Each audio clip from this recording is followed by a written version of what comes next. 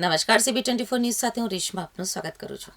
તમામ જિલ્લા શિક્ષણાધિકારી કચેરીઓમાં સરકારનું અમલીકરણ કરવા માટે કડક સૂચનાઓ આપવામાં આવી છે. કમિશનર શાળાઓની કચેરી દ્વારા તમામ જિલ્લા શિક્ષણાધિકારીઓને એક પત્ર લખવામાં આવ્યો છે. તમામ જિલ્લા શિક્ષણાધિકારી કચેરીઓમાં સરકારનું અમલીકરણ કરવા માટે કડક સૂચના આપવામાં આવી છે.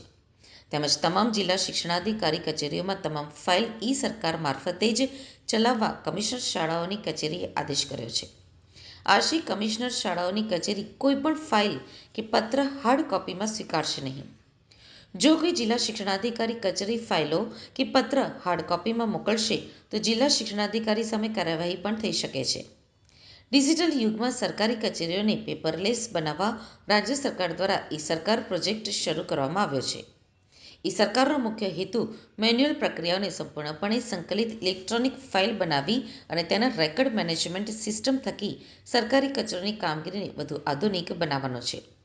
જેથી તમામ જિલ્લા શિક્ષણાધિકારી કચેરીઓમાં સરકારનો અમલ કરવા સૂચના આપવામાં આવી છે.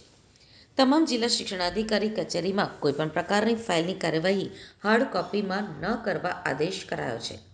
જોકે અનેક વખત શિક્ષણ વિભાગ દ્વારા જિલ્લા શિક્ષણાધિકારી કચેરીઓમાં સરકારનું અમલીકરણ કરવા માટે સૂચના આપી હતી, પરંતુ તેનો 100% અમલ ન થતો હોવાથી હવે કડક નિર્ણય લેવામાં આવ્યો છે.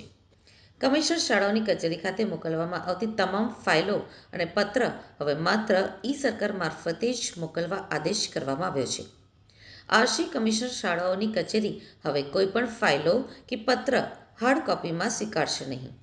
તેમજ જો કોઈ જિલ્લા શિક્ષણાધિકારી કચેરી ફાઇલો કે પત્ર હાર્ડ કોપીમાં મોકલશે તો જિલ્લા શિક્ષણાધિકારી સામે કાર્યવાહી કરવા રાજ્ય સરકારને ભલામણ કરવાની પણ ચીમકી આપવામાં આવી છે.